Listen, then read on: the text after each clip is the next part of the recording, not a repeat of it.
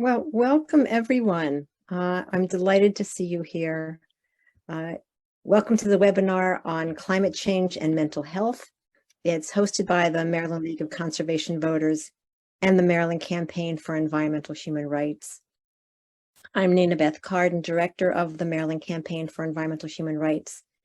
And on behalf of both organizations, I'm delighted to welcome you to tonight's important conversation. So for those of you who might not be familiar with either or both of the organizations, I'll tell you just a quick word about them. The Maryland League of Conservation Voters is dedicated to using political action and education to fight for clean water, healthy air, and a resilient climate for everyone in Maryland. And the Maryland Campaign for Environmental Human Rights is dedicated to placing in our state constitution an amendment that would ensure the right of everyone in Maryland to a healthy environment. We will be recording this webinar, as you can see, and we want this to be a conversation that includes you as much as possible. So we invite you to write your comments and your questions and your reactions in the chat throughout the hour. There's no need to wait to the end. And we love to see your faces. So if you are comfortable, please do turn on your cameras and leave them on throughout the presentation. The question we begin with is this: why should these two environmental advocacy organizations host a webinar on climate change and mental health? There are two reasons. One, because protecting health, both physical and mental, is a driving force behind all that we do. And two, because the environment is a powerful predictor and influencer of health, including mental health. A 2020 study by the American Psychological Association found that 68% of American adults say they are experiencing some kind of eco-anxiety. And almost half of young adults aged 18 to 34 said that climate anxiety affects their daily lives. And it's likely that many of us here tonight would say the same thing. Last year, Eco America, an organization devoted to building public support for climate solutions, issued an 80-page report on climate change and mental health. And we will put a link to that report in the chat for you to follow up if you wish. The connection between our mental health and the changing climate is so prevalent and so important, and yet too often goes unrecognized, but not by our two wonderful speakers whom we are privileged to have with us tonight. Dr. John Gorman is a clinical psychologist in Towson, Maryland, and an assistant clinical professor at Loyola University of Maryland. Dr. Gorman has clinical specialties in nature-informed therapy and ecotherapy. He is actively involved in advocacy around the mental health impacts of climate change. He's an active member of the Climate Psychology Alliance of North America and is listed as a climate aware in the Climate Aware Therapist Directory. Dr. Gorman also runs a climate anxiety support group, and we'll post that link in the chat as well in case you'd like more information about that. Rebecca Rear is the Director of Climate Policy and Justice at the Maryland League of Conservation Voters. Rebecca joined Maryland LCV earlier this year to help shape that organization's climate policy efforts with a focus on communities that are overburdened by a history of environmental injustice. Rebecca was previously director of Eco America's Climate for Health program, where she worked to build the health voice on climate action, and was an editor and contributor to the report Mental Health and Our Changing Climate, which we referred to just a little bit ago. She grew up in Baltimore and previously worked in Maryland as policy and advocacy manager of the Maryland Environmental Health Network. She deeply believes that health equity is the foundation of strong and just climate solutions. It is my pleasure to turn this virtual podium over to Rebecca and John. Thank you so much, Nina. Thanks everyone for joining us this evening, and especially to the Maryland Campaign for Environmental Human Rights for co-hosting with us tonight. And I just want to reiterate what Nina said about entering your thoughts and questions in the chat. You don't have to wait to the end. We're definitely making this a dialogue. We're inviting you to join us in conversation. And so we can take questions throughout.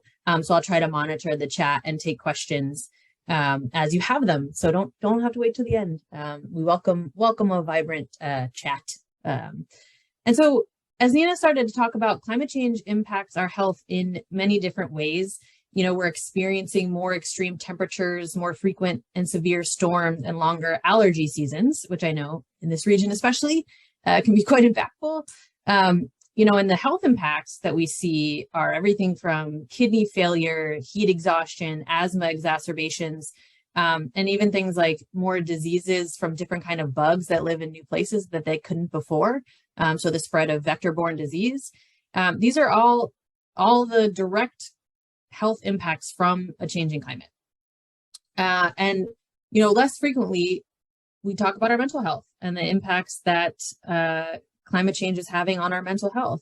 And that's why we're here this evening. And I just want to start by asking John, just start us off, tell us some of the ways that climate change is impacting our mental health.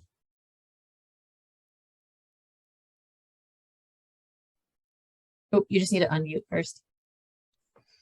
Thank you. Hi, everybody. And thank you to Nina and Rebecca for helping to put this together. I'm very excited to have this conversation with you all tonight. Thank you to all of those of you joining us. Okay, so I'll dive in. This can feel pretty grim, as many of you have some experience with. As the more you kind of learn and read about this, it can be pretty overwhelming.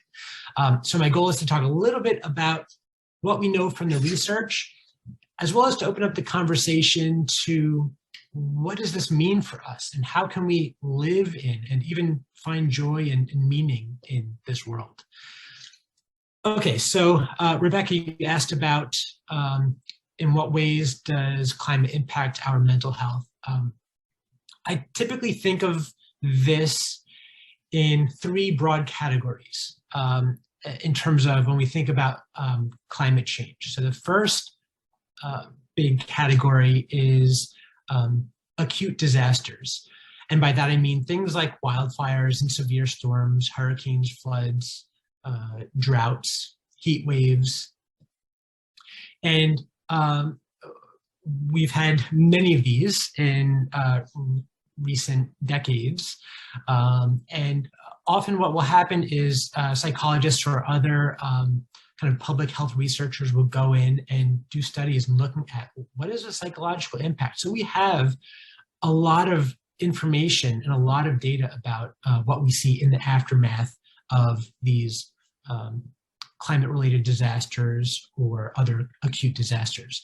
And we see things like PTSD, which is post-traumatic stress disorder, depression, grief, a lot of poor health-related behaviors. So maybe people are not able to go out and exercise, sleep is disrupted. We see spikes in substance abuse, hyper-alertness feeling. This is kind of connected to PTSD. For some people, it's emotional numbing, as well as things like fear. For some, it's feelings of guilt, like a survivor's guilt kind of thing. And so it's been documented after a few natural disasters in the United States that in the immediate aftermath, we see something like double the rates of psychiatric disorders in the population. Over a long period of time, most people eventually kind of resort to their baseline of psychological well-being. But about 20% of people who experience an acute disaster go on to experience chronic psychological dysfunction. Acute disasters impact things like working, your ability to go to school. And I also like to include in this category heat. Heat has a big impact on our mental health in a variety of different ways. It's not quite like an acute disaster, but when there's a pretty acute heat wave, that's a highly concentrated change in the environment that impacts our psychological functioning. Increases in heat exacerbate underlying mental illness. So for people who might have a predisposition or might have a fairly well-managed psychiatric diagnosis. Heat can lead to depression, anxiety, increased aggression and violence. It can exacerbate manic episodes, increases substance abuse. Insomnia is a big factor. And if you think about it, if you're having trouble sleeping because it's too hot out, that just impacts everything else. Every degree of increased temperature is linked with an increased rate of suicide within a population. They've done some interesting studies with heat. So they've studied that as the temperature increases, things like people honk their car horns more often. There are more carjackings. There are more emergency room admissions for violence. And there was a study by Johns Hopkins that looked at this exact phenomena in Baltimore City. They've even found that as the temperature increases, baseball batters are hit by pitchers more often. So there's just something about when it's hot out that leads us to be a little bit more agitated and more prone to aggressive behavior. And I think heat waves as an acute disaster is a really important, I think that is important to include, partially because when we see heat waves earlier, they're more dangerous than when we see heat waves like in the middle of the summer, because our bodies haven't acclimated yet. Sure. Right. So if you see when you have like a really hot weekend in April, and we don't expect it in this region, our bodies haven't had the past several months to acclimate, to that slow changing increase in temperature. And it can actually be more dangerous, and we're not expecting it. So I think including heat in that acute disaster category is really important. And I think there's emerging research as well that heat can actually impact the way certain medications function, including medications for folks who are experiencing, mental health illness. They can, like, if they're on medication for it, heat actually impacts the efficacy of that medication.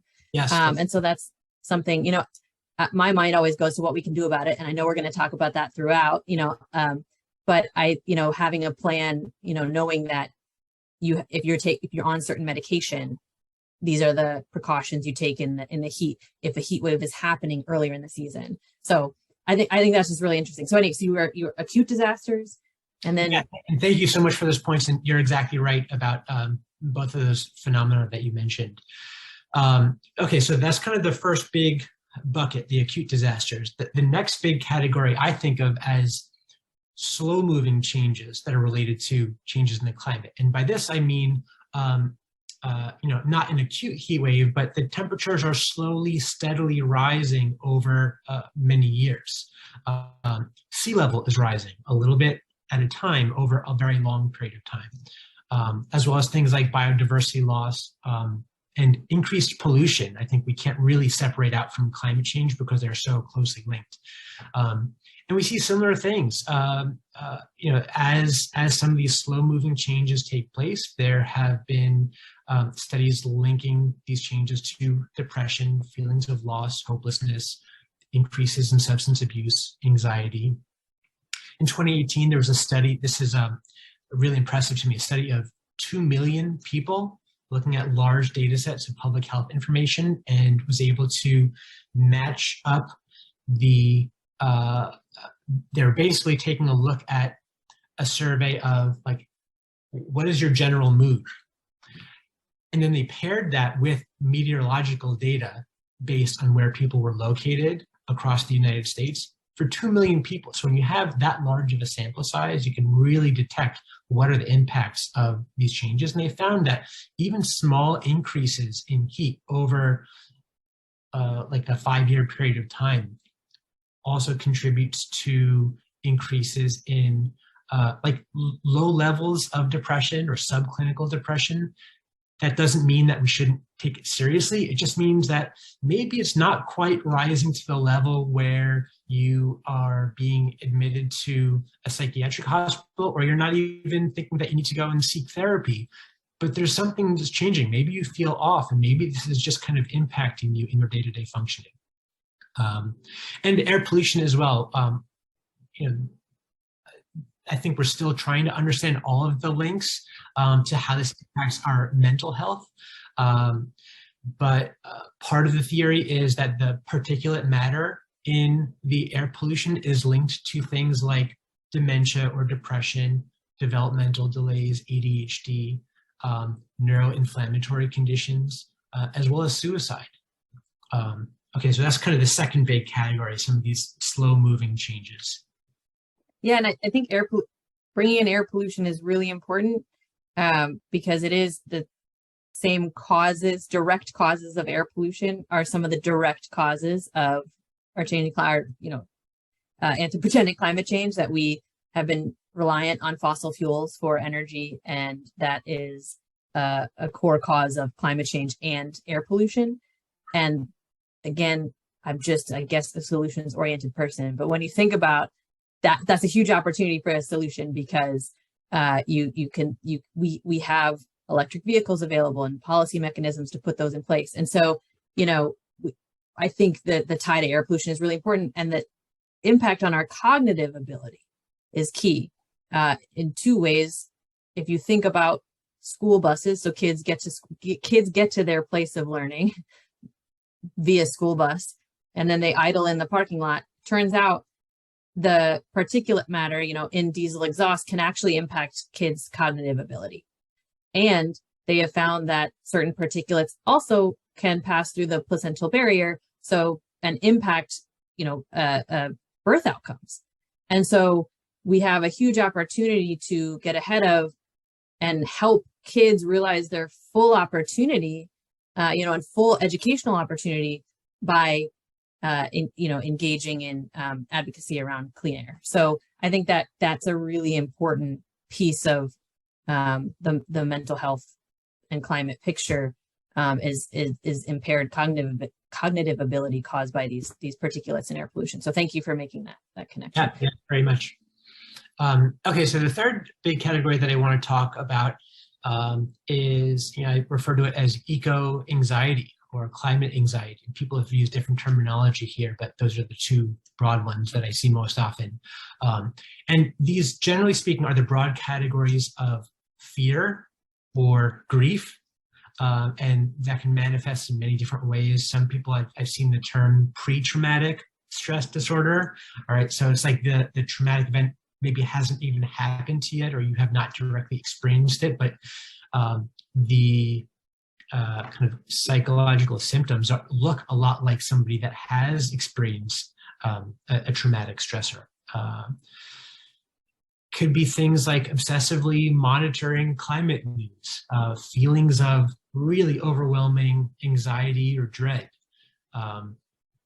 feeling numb, feeling sad, feeling depression, hopelessness, helplessness, feeling guilt, feeling self-blame, like thinking back to what have been all the things that I've done to make matters worse, right? I can't make decisions to completely absolve myself of harm that's being done. As well as feeling things like anger or rage at the systems in place, at a particular group of people, at certain policies, at things like that. And at the beginning, Nina was mentioning some studies that cited very high rates of concern amongst adult populations. There was another study that came out last year, about a year ago, that looked just at youth, 10,000 people between the ages, I think it was 16 and 25. And they had a lot of different findings. It's really fascinating, but one of them that stood out to me most was 45% of the participants, again, it's ages 16 to 25, 45% were so concerned about the future of the environment that it was negatively impacting their daily functioning. So things like getting up and getting out of bed, going to school, interacting with friends or family, things like that.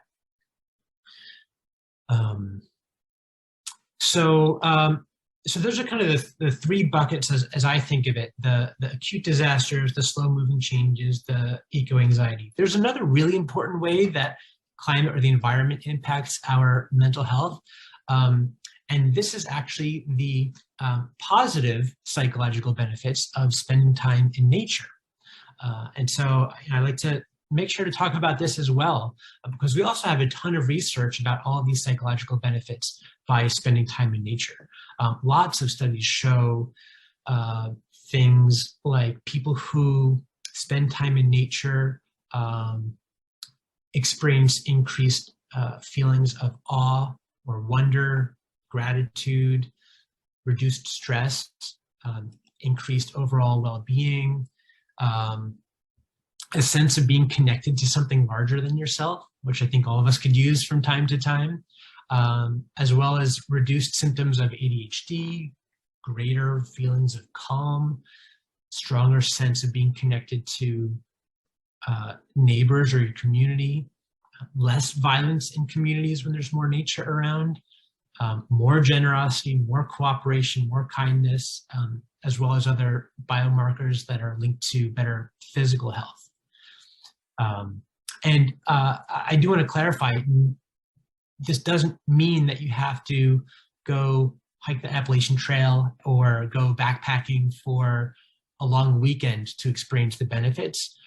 They've found these benefits by things like taking a brief walk around your neighborhood, spending a little bit of time in a park, or gardening, or taking care of a plant inside of your home.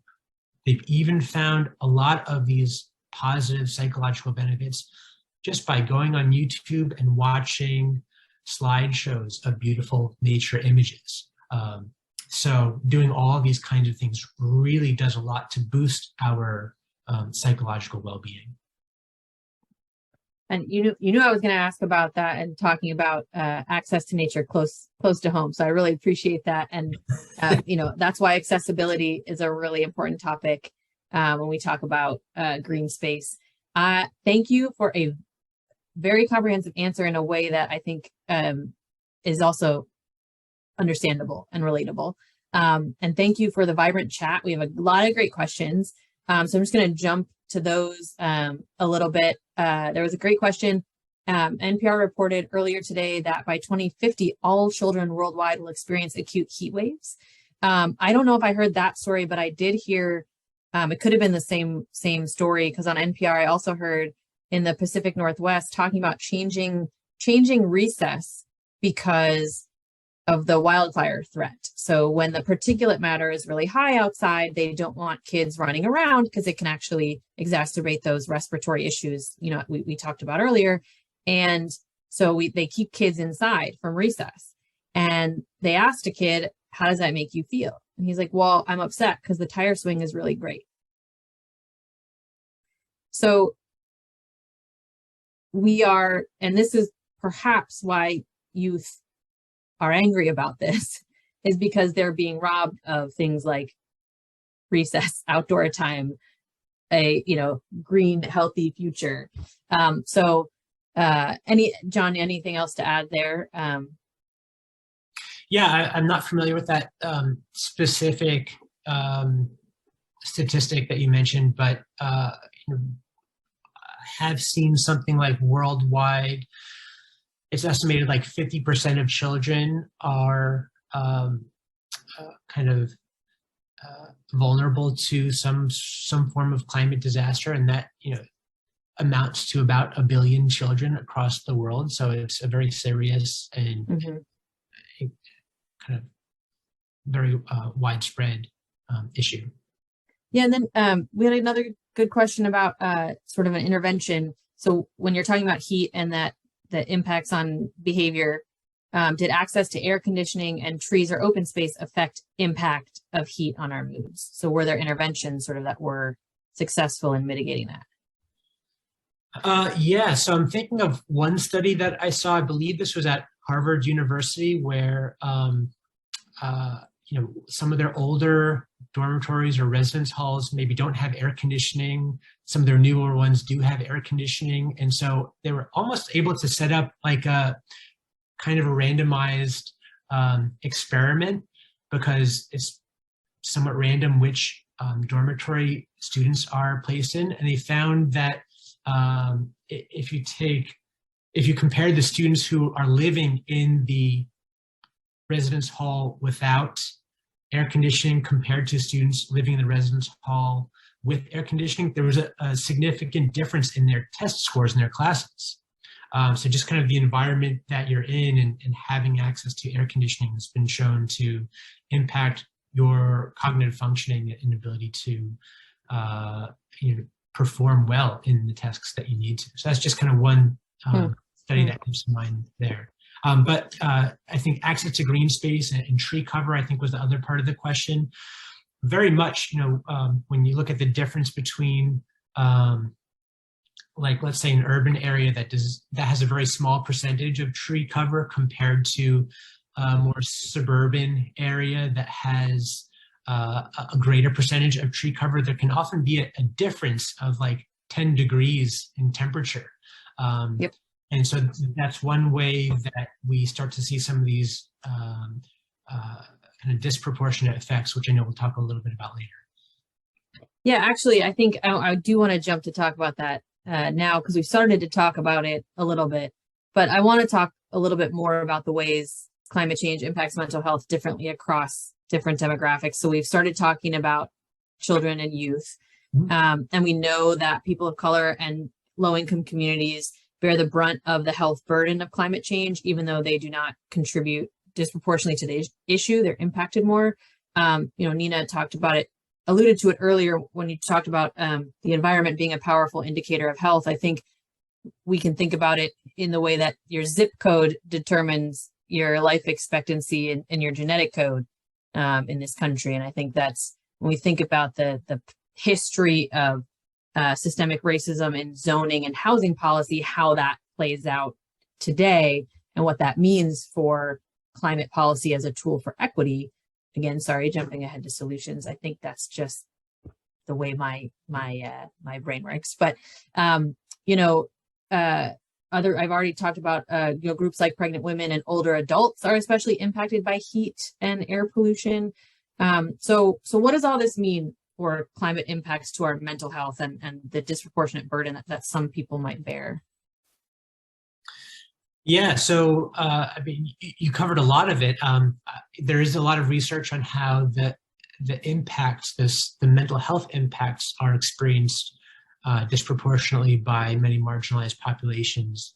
I kind of made a list in my notes.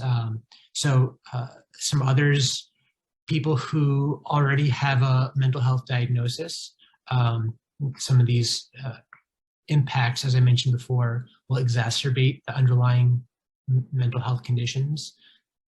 People who are low income or homeless, outdoor workers, you mentioned elderly, also people who are medically ill or have medical complications. We talked about youth a little bit. Children are more vulnerable to PTSD and chronic psychological dysfunction following disasters than adults are.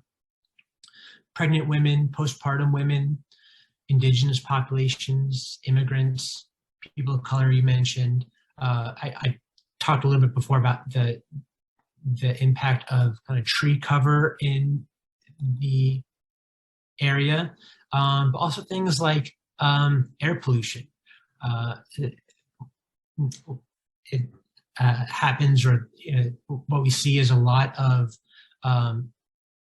I'm now kind of thinking locally to Maryland, and I'm familiar with the Baltimore area, but there are incinerators in Baltimore City in some low-income neighborhoods, and it's been directly shown the impact that that air pollution has on physical health as well as mental health. Physical health in terms of rates of asthma, and in hospitals, doctors are seeing more and more admissions to emergency departments for asthma-related attacks from these neighborhoods, as well as the ways that the particulate matter and resulting inflammation can impact people's psychological functioning. Yeah, thanks. And I think that's that concept and the way we think about disproportionate impacts should be framing and grounding the work, in solutions, right? And so you started to talk about specific impacts in Maryland, and I know that people can think sometimes about climate change as something that is only global in scale or something that is far away, sort of time-wise, right? Maybe not happening now. I think it's harder to make the case about that now. But just talk a little bit about how you see the impacts of climate change in Maryland specifically, and what are some common threads you hear from your patients on climate change and mental health. And I'll also say, I know I see some hands raised. We'll open the mics in just a bit. I just have one more question I want to get to after this, and then we'll open the mics. So I see you, and we will get to you. So impacts in Maryland and what you're hearing from patients. Yeah, so we often hear on the news, like you mentioned, kind of these stories about far off geographic areas, but there are a lot of impacts that we are experiencing in Maryland here. There's a lot of coastline in Maryland. And if you look at the statistics for kind of where Maryland ranks in the United States in terms of coastline, I was pretty surprised to see it's pretty far up there. And kind of in areas like Eastern Shore or Dorchester County, there's a lot of documented evidence that they've already experienced impacts of sea level rise and saltwater intrusion. We've had some pretty severe storms in very recent memory. I'm thinking of Ellicott City. I think there were 2 major storms within 2 years, was it?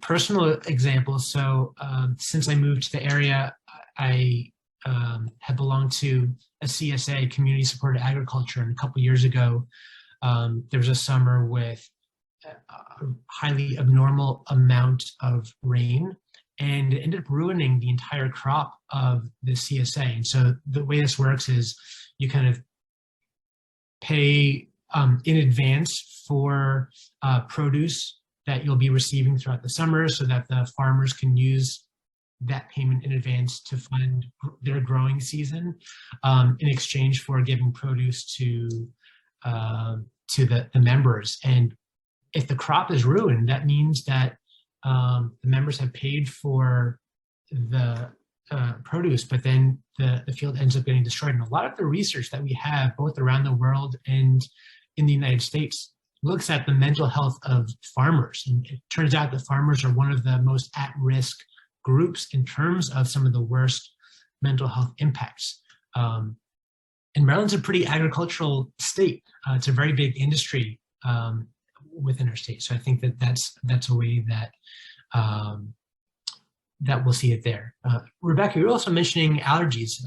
Is that something that you want to talk about? Yeah, that's always my personal example that I use as well. I think, I grew up in this region, so I know a lot of people who move here from out of state are like, man, the allergies are killer. And I'm like, it is just this region. But over the past 2 years, probably past 5 years, I've had more sinus infections than I have in the previous 20 combined. And so I just think we have a lot of ragweed, a lot of, pollen. The pollen counts are really high, and the allergy seasons are longer. And so that really does. And when you start to think about how these impacts build on each other in a negative feedback loop, you have, if you have to be out of work because, you don't feel well, you lose a day of, if you're in a job that doesn't have sick leave, you're in, you lose a day of pay. If you have to, heat is another good example of what's going on in Maryland. When I remember growing up in Baltimore, waiting for those, we're still in school in June, and I would wait for it to be 90 degrees before 11 a.m. because it meant I got out of school. And now I think about it and I think, man, those kids are missing a lot of educational opportunities if they're not in school because it's too hot too early in the day. And so you think about educational disparities, and then the parent has to come pick up your kid, which may mean a day of no income. And so you really start to think about the way that the impacts of climate change are directly impacting our health, our pocketbooks, our families. And it's, I think, a motivation to act. And so before we jump to a couple really good audience questions, I do want to talk a little bit about what people can do. I think we've talked a little bit about it so far, but of course, I will mention that it's an election year, and we know that being part of the climate movement and increasing civic engagement is a way to combat climate anxiety. And that so that's how I think about it. Like being part of this movement, brings me a lot of joy and meaning. Being with so many folks fighting the good fight. And we'll mention that, of course, Maryland LCV has a number of materials to help you as you think about the upcoming election, as you're looking at your ballot. We have lots of information on climate candidates, and where there might actually be some legislation in 2023 looking at climate impacts and mental health. So keep a lookout for that. But John, how do you frame climate action? Rebecca, you just made my point. One of the best solutions is to have people with anxiety take an action and they see it works. I've had about 100 people that were anxiety as I did conservation work throughout Maryland. And just like that, it was all gone when they took an action and made a difference. About 5 of them wrote language that went to legislation that we got passed on climate. This Sierra Club supported this last year. That's an example. Or people actually get a group together and succeed in stopping the development, and their anxiety is gone forever. So that's the big solution for all of us in this room, to find people can even just sign a petition, whatever it is, take an actual action. And share it, right? I think that's, and share. And share it. Yeah, so others can join you. Because I think that's also part of the issue is more people care about climate than they realize. And that can make you feel isolated or alone in your concern. But if you actually start talking about it, I think you'll find that more people care about it than you might realize. If you're not, we may be amongst a group of people who are talking about it with their friends and family. But I think talking about it more and making it part of the conversation can go a long way in building that camaraderie and building the momentum to the solutions that we need to address these issues. So, but John, how do you frame climate action in terms of bolstering mental health? And thanks, Mark, for that sort of like real-time accounting of how that action can combat anxiety. Yeah, and yes, also thank you, Mark, for sharing some of your experiences, and Rebecca talking about various ways that people can take action. Of course, voting is a very important one. There are a lot of, and I would not hesitate to guess that many people in the audience can readily think of a lot of ways to take action, and probably more than I've even thought of. And I've spent a lot of time thinking about this. And so I'll share my perspective as a psychologist. I'm a therapist. That's the bulk of what I do for my career, working with people in therapy. And this is such an interesting issue in terms of figuring out, well, what does that action look like? And just, when you read news stories, when you hear that NPR article, when you attend a talk like this and hear a litany of all of the different negative things that are associated with climate change, my first curiosity is, like, what feelings does that stir up? And what emotions are present for you? And there's kind of a reason that I go down this path, and I'll get to it in a moment, but feel free to put in the chat as you've been hearing me talk today, or as you've read about any kind of recent news stories, like what are some of the emotions that generates for you?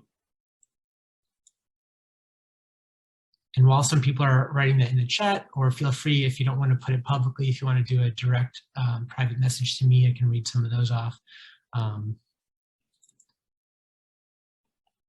Okay, so here's one image that I'm going to show. Some of you may be familiar with this if you've seen the film Don't Look Up. To nod to that film. I've certainly felt this way many times before. I'm going to share another cartoon. Some of you may be familiar with this one.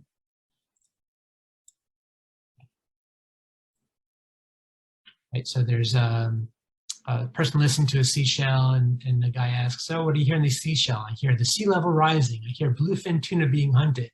I hear boat people crying. I hear villages being swept away. I want my iPod back."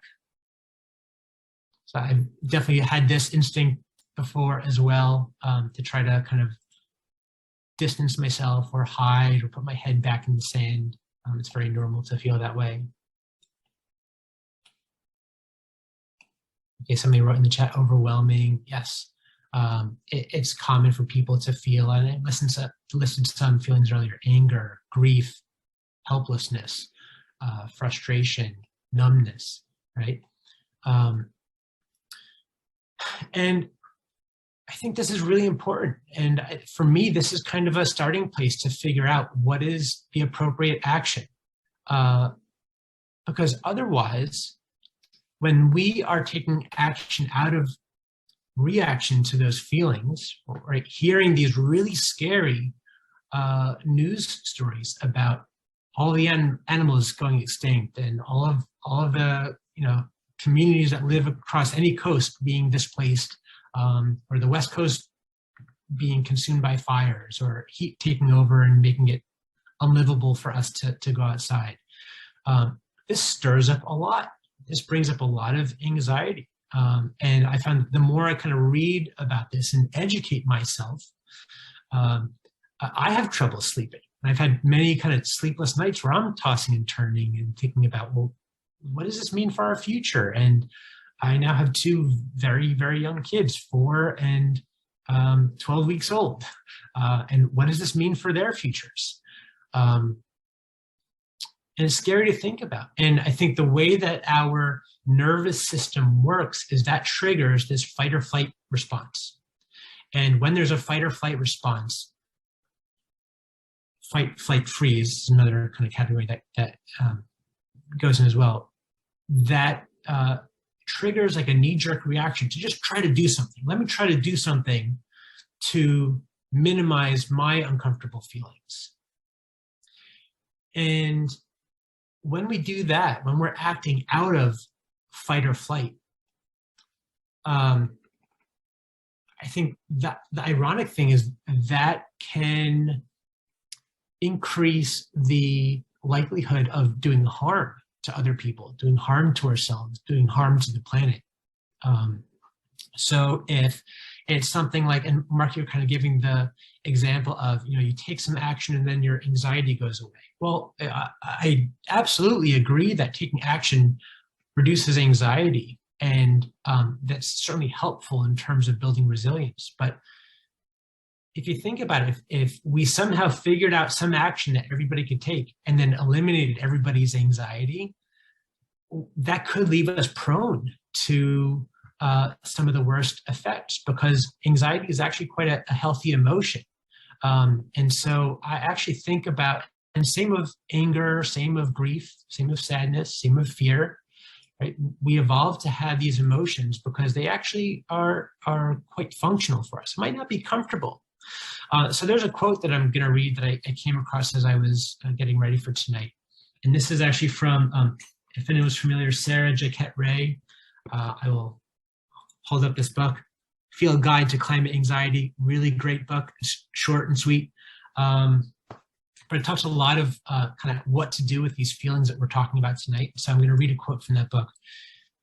"The opposite of suffering is not happiness. It's compassionate acceptance of negative feelings."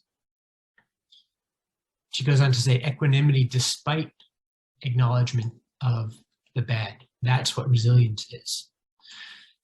So I think it's really important that the way we think about this is to not eliminate feelings, because these feelings, even the uncomfortable feelings, this is what makes us human. This is what life is about.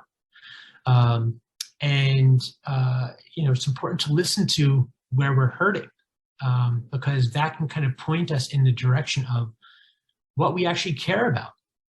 And the more we can listen to that and learn ways to sit with some of these uncomfortable feelings, this gives us a chance to maybe be more thoughtful and maybe connect with, okay, with the limited time that I have in my life and with the limited resources that I have, how can I most connect to taking meaningful action? That could come in the form of, building community, which I think is very important. Building a connection to place, right? So where you live. So very recently, this summer, I was taking a course with a psychologist who does a lot of training on doing ecotherapy. And he asked a question as a homework assignment. And the question was, where does your water come from? Right? And all the reading and all the research that I've been doing is something that I've never really fully thought through. So the homework assignment was to look up, where does your drinking water come from? Right? And so that kind of prompted me to learn more about the Chesapeake watershed. And I kind of traced the path of, how water goes from Gunpowder Falls to Loch Raven Reservoir to a processing plant in Baltimore City to my sink when I turn on the water. But learning about those kinds of things helps us to connect in a more embodied way to our local regional area. And this is really important. So I'm keeping an eye on the time, but one other thing I'll share very briefly is another image that I like.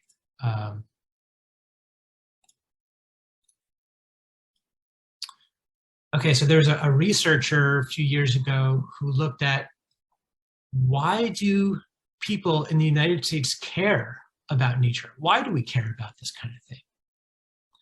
And he, in his research, kind of categorized a few different reasons that we care. And these are going to be different for all of us. So I'm not going to read this whole thing, but things like, we like the aesthetic beauty of nature and being in attractive, beautiful spaces. We are interested in the scientific or systemic study of animals or interrelationships between plants and animals or various species. We have an affection for animals. We have a sense of moral duty of what's right and wrong.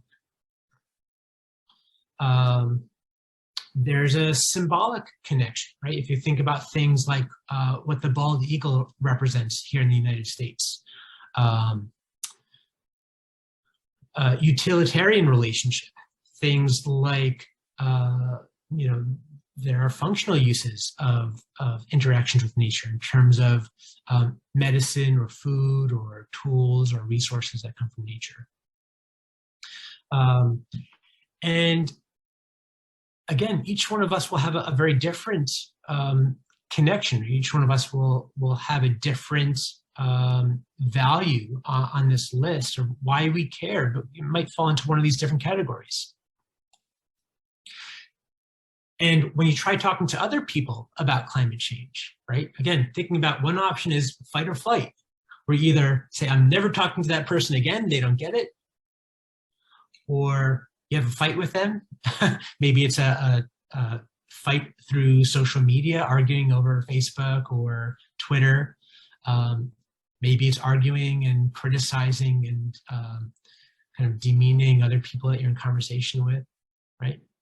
Well, an alternative is getting in touch with what are your values and what are the other person's values. Mm-hmm. Is there something that they care about as well? And often there's more room for connection there. Yeah, I think there's a lot of room for common ground. And when we find it, there are actions and solutions that everybody can get behind. And so I think the challenge to us is find those common values and build on that. When it comes to solutions, I think there's a menu of options for folks. We're encouraging people to get to the polls and vote. To make sure climate is on the ballot. It doesn't stop there. You can call your legislators afterwards, hold them accountable. I think someone in the chat early on wrote about, what does real accountability look like for folks who have caused a lot of this damage? And I think that, that's a question we can ask ourselves. And then there's also, there are individual actions. I think, during the pandemic, I stopped making excuses for not composting and I started composting. And it's pretty easy to do. And you know what? I felt pretty dang good about it. And so I just have a Fisher's popcorn bucket that is probably can fit enough sugar from popcorn that I shouldn't eat.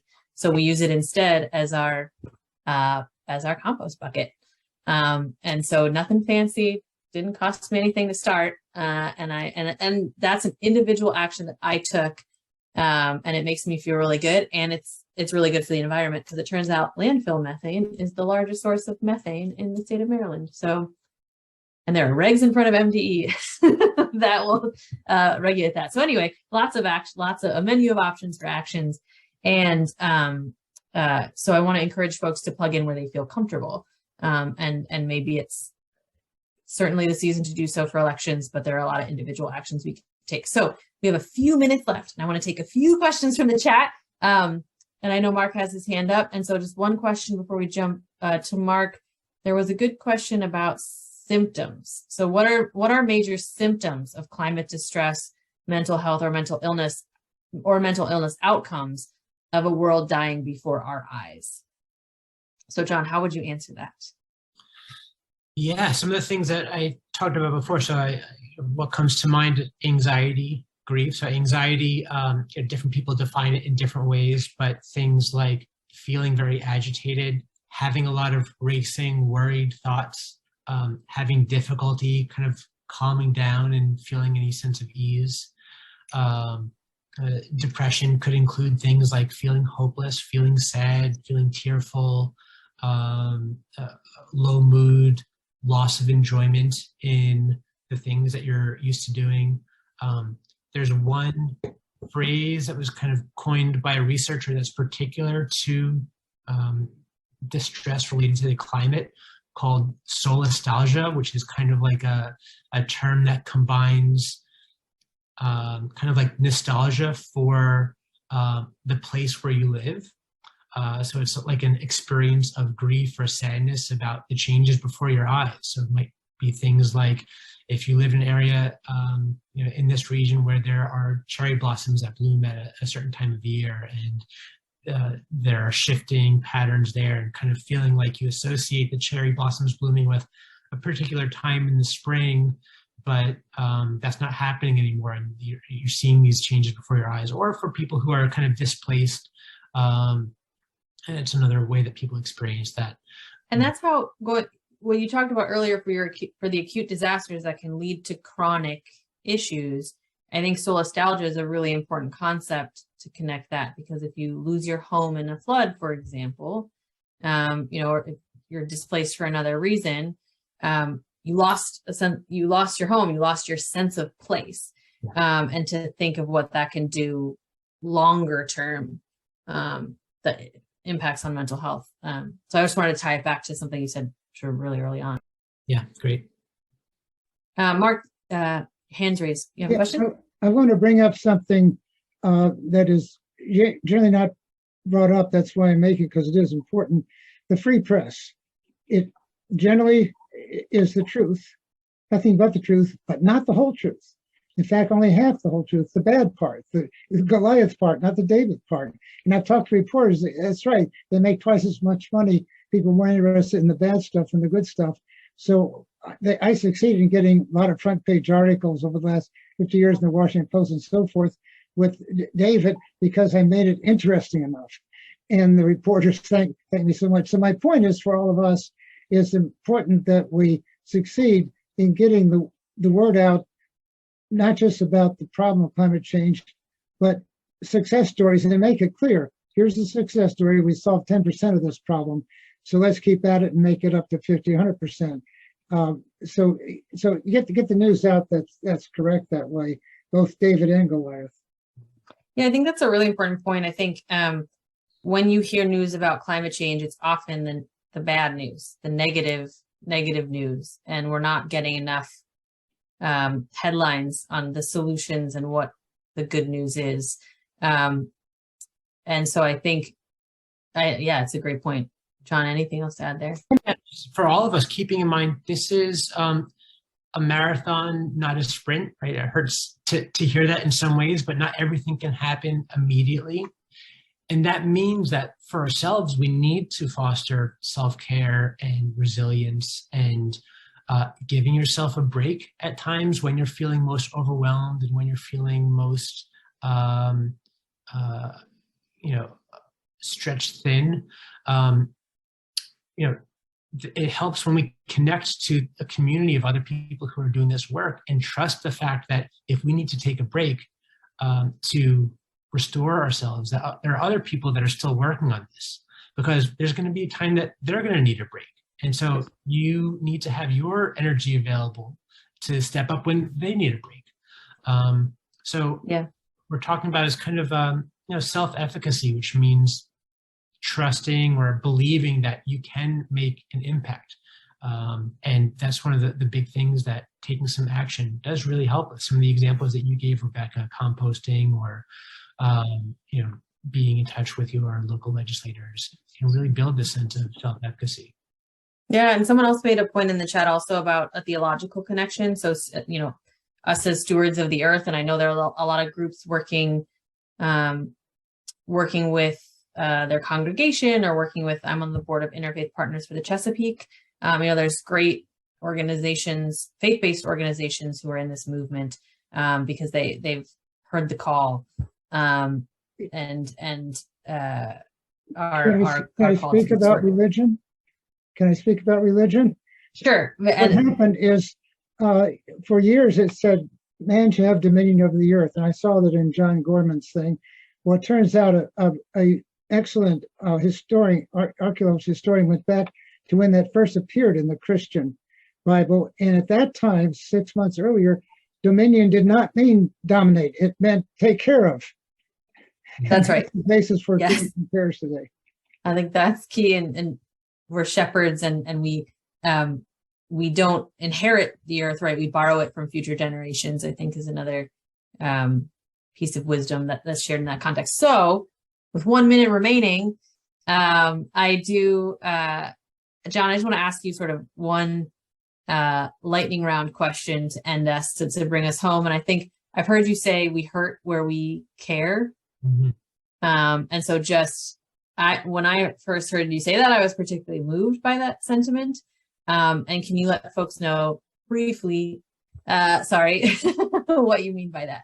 Yeah, of course. And thanks for bringing it back around to that. We hurt where we care. I heard that from Thomas Doherty, who's a psychologist in Portland, Oregon, I believe, who's done a lot of work in this area. And this kind of connects back to what I was saying earlier. Why does this hurt, right? If you think about this, if you think about from kind of an existential perspective, like our time on this earth is limited anyway. Why is it that climate change in particular makes you feel different? What is it about this particular issue that is more painful? And if you can really listen to the feelings that come up and the inner voices that come up for you, this is why I believe it's so important to listen to those uncomfortable feelings, whether it's grief or helplessness or sadness. Why do you care?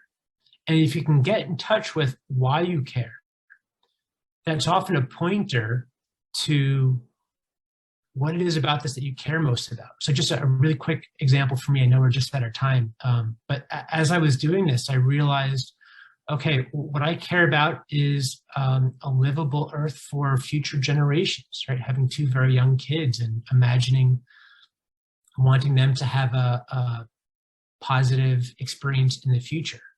Well, I realized that for me to do that, the more I connected with this value, it was actually less important for me to read every single news article that came out about climate change. And so I've actually taken a hiatus from reading all the news stories because I realized the impact on me was that it was really putting me in a kind of a down space and feeling depressed and anxious. And I wasn't really learning any new information that I didn't already know. It was just kind of making me feel worse. But the more I was able to connect to the value around why that makes me feel bad and why I care about it, I realized, oh, I actually don't need to continue to read every single article and every single news headline that pops up on my phone or that comes on the news. And that has actually freed up my kind of energy to focus on the things that I most care about and why this is most important to me. And do that with a sense of presence and mindfulness and being embodied in taking these actions, letting go of some of the things that were actions that were maybe very low impact or I didn't really feel connected to, and focusing on things that I felt could have a broader impact, or at least a closer and immediate impact on my family or my immediate community. Yeah, thank you, John. And I just want to lift up what Anne is putting in the chat about an Indigenous leader I saw speak at an event in 2019 said the reason it hurts is because you are of the earth, not on it.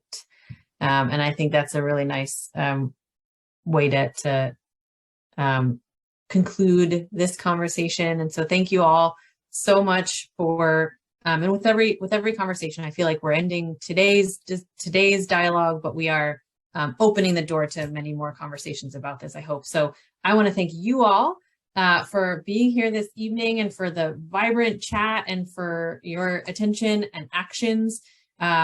See you at the polls. I know that Danielle is putting lots of great information in the chat for Maryland LCV, and Claire is doing it for the Maryland Campaign for Environmental Human Rights. And I hope you tune into their next webinar on November 15th. And so I appreciate all of your time here tonight, all of your actions moving forward. And I will see you soon. Thanks, everybody.